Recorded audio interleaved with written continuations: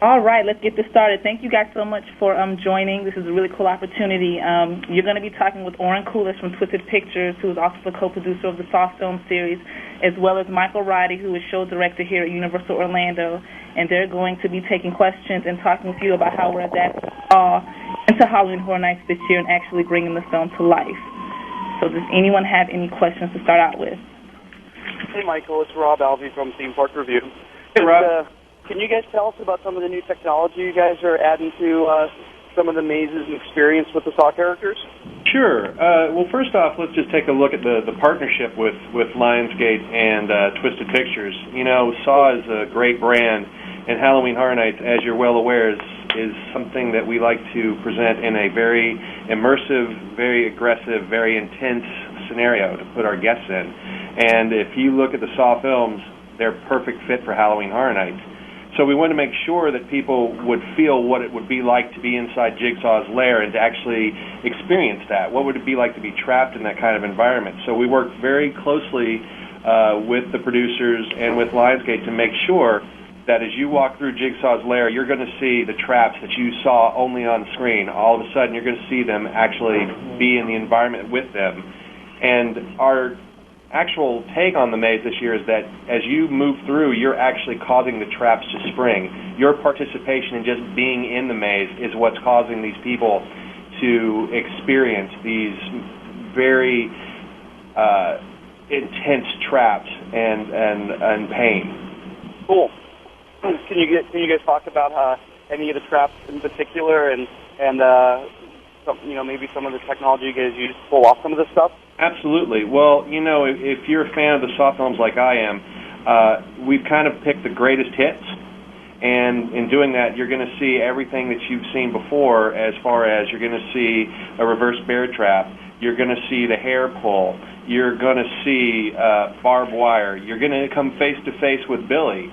And we've used a lot of techniques as far as combining air effects, combining triggers, combining audio-activated triggers so that as these traps come to life, you feel the repercussions of what's happened.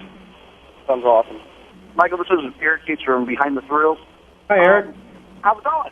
Fantastic, man. Halloween's going to be crazy. It sounds like it, and with all the crazy Saw stuff, with partnership with Lionsgate and Twisted Pictures, why Saw? Why not something like Michael Myers with Halloween, especially with Rob Zombie H2 coming out this year? Why Saw? I realize that they also have Saw 6 coming out October, which is a perfect opportunity. Why this avenue instead of, say, Halloween 2 and Saw? Why not that? Well, let me actually. I take great umbrage with that, but I'm going to let you answer first. Yeah, and then I'll toss it over too, because I think it's going to be a good 1-2 punch. Saw, as you know, now become a tradition just like Halloween Horror Nights. People every year, if it's Halloween, it must be Saw. And those films do not disappoint. There are other films that are out there and other franchises that are out there, but we believe Saw is the premier horror franchise in the market today. We looked at a number of different things and just didn't think they would fit our dynamic, but the one that we knew would fit would be Saw. And we started working with the Lionsgate folks, and you know, I'm going to let the producer answer the rest. But for us, it's a partnership that has been amazing. Yeah, I mean, listen, for us, I mean, Saw, I mean, 4 straight years in Halloween of number one at the box office. You know, for us is kind of shows, you know, that Tim Palin and everyone at Lionsgate has done an amazing job of just basically saying, if it's Halloween, it must be Saw. And, you know, we're really proud to be, you know, being partnering up with Universal just to kind of see our characters come to life. And that's the most amazing thing for us. Well, the next obvious question, is this going to be the start of another franchise? Could we possibly see something else at Universal? You know, of course, the obvious question, could we see a Saw ride at Universal? Maybe perhaps a makeover in years to come of one of the attractions specifically for Halloween Horror Nights. I think that's really up to them. You know, I mean, listen, we're unbelievably excited about this partnership. You know, starting late September through Halloween, to have that many people come through and be able to experience, not in 2D, not in 3D, but in real life, to experience our characters, get to experience all the different traps from 1 through 6. for us is just, it's just an amazing partnership. So if it's up to Universal, we would always be open to extending it. Yeah, this has been a fantastic partnership, and as I said earlier, we're fans of the film. We believe in the franchise, so we hope that this begins a long relationship with Jigsaw. Hey, Mike, it's Rob Alvey again. Can you just give us a little more insight, kind of like the whole package, of the maze, maybe like where it's located? Are you guys doing pre-shows, post-shows, that kind of thing? Yeah, sure. We actually have found a place over in the Jaws Extended Queue, which is a perfect environment to present the warehouse setting of Jigsaw, so that as you approach, you start hearing news reports, you start hearing, you'll see the trailer teasing the next Saw film, which comes out October 23rd.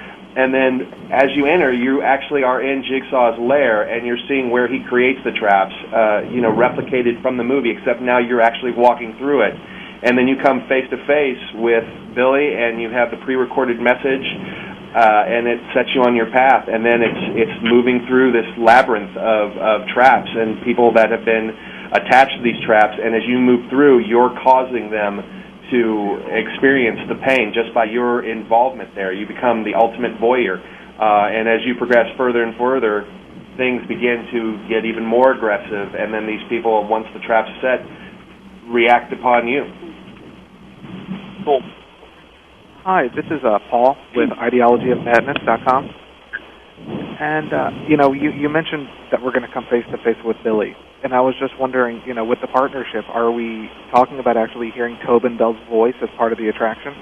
Here's what I will tell you, is that Mr. Bell has recorded specific dialogue just for Universal Orlando. Fantastic, thank you. This is Elise with FearNet.com. And, Oren, I wanted to know, what are the differences between producing a film and producing a maze? Are there different challenges to each? Being a good producer means you know how to delegate. And if it's a great day on the set and you do nothing, so producing the maze, I have no idea. I'm not producing the maze. I'm lucky enough to have the great partners that are doing this. They came to us and along the way in different, on some creative things and on some just along the way to check off on some technical things. But no, this is 100% done by done out of our hands. Guys, one of the other things I'd love to talk about as well is this partnership with Lionsgate is really the premiere. It's the umbrella with which we started this whole rip from the silver screen thematic for Halloween Horror Nights. The first thing we went after was Saw. We knew that was the premier horror franchise, and then we started falling into place. We had other franchises like The Wolfman, which is coming from Universal Pictures, Chucky. We decided to reinvent Frankenstein and Dracula. We have maze experiences that are going to reference Shaun of the Dead, Phantom of the Opera. We have scare zones for Cirque du Freak, which is another Universal picture coming out. So it's great to kind of launch with Saw and then have all of this other great content in addition to it for this rip from the silver screen thematic. Hey, Mike, Rob Delvey again. I have a question just about how you guys put mazes into development. Do you guys have specific teams for each maze, like designers and artists, or do they cross-pollinize over several mazes? We have a design team that starts actually with the creative development. I head up the creative development team, and basically we decide, okay, what are our main ideas for the year? We know that this year going in we have 8 mazes, 6 scare zones, 2 live shows, and the creative content for that. What is it? And once we decide on the thematic of Rip from the Silver Screen, and we started talking to great partners like Lionsgate and Universal Pictures, those ideas started falling into place. Then we turn it over to a design team where we're there to develop things, but then they actually draw the maze. But it's one team. They don't cross-pollinize. There's one team of people that are responsible for the entire event, and they're amazing. Some of the most amazing artists and designers in the business. A lot of them have film credits.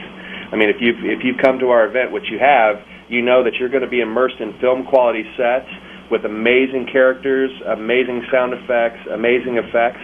And, there's no other place. You're going to be here, and you're going to be walking through Jigsaw's lair. You're going to be walking through woods and have the Wolfman attack you. You're going to be walking and come face to face with Chucky, and then after that, you're going to be running. Wow, that must be. Do these guys ever get time off? I guess maybe after November 2nd. No. Actually, we start development of Halloween the next year. We actually are well down the path of Halloween 2010 right now. So Halloween has become a year-round design for us.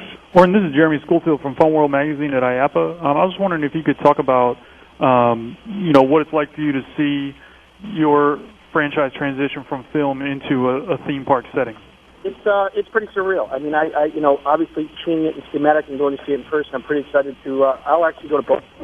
Since I have homes in Tampa and in Los Angeles, I will go to both of them. And I don't know. I mean, it's pretty surreal. It's hard to explain that we were shooting, 6 years ago or 7 years ago now, shooting in a place with 30 floors, and you can't even imagine the conditions we shot Star One in, and using our own money and. Bedbow and stealing, just to get the movie done, to be here, even talking to you guys. It honestly, this days, it doesn't seem real. Now here, some 7 years later, we're replicating those dirty floors and replicating that design to scare the hell out of you. Yep. Do you feel that, how do you feel as far as just from a kind of a broader perspective, how the theme park environment, especially around the Halloween time, kind of meshes with what you've been able to create with the Saw franchise? Well, I think I touched a little bit before, but for us, it's we never want to sell out. We never want to, and so it's like we don't. It's not even no money involved. For us, it's letting people experience our characters, experience our traps in real life. So it's not about for us, it's just an amazing. Tie-in that we can actually have people who visualize these traps in their minds and watch these movies over and over to be able to actually, see one. And to me, it's just a great extension of the brand. And Michael, would you be able to just touch base quickly on, how you have seen the Halloween season grow just in general over the last several years, and kind of put it in perspective for you guys now about how, its level of importance on your annual operating calendar? Starting with Halloween Horror Nights in 92, I've been involved with Halloween events every year since then, so this has become actually quite a career for me. But, the importance of the haunt industry, it's now second only to Christmas, and I think it's actually dangerously close to overtaking Christmas as just a financial model.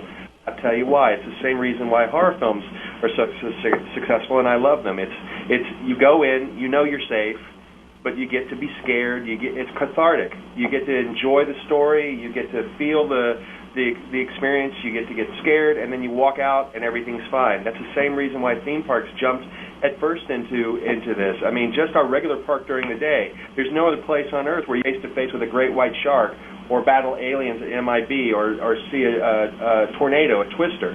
Then at night, where else are you going to be able to walk into Jigsaw's lair and be tested? Where else are you going to come face to fangs with the Wolfman? Where else are you going to see the Frankenstein monster? There's only one place, and that's what we deliver, and we take great pride in the fact that we do that. Hey, Michael, this is Eric again.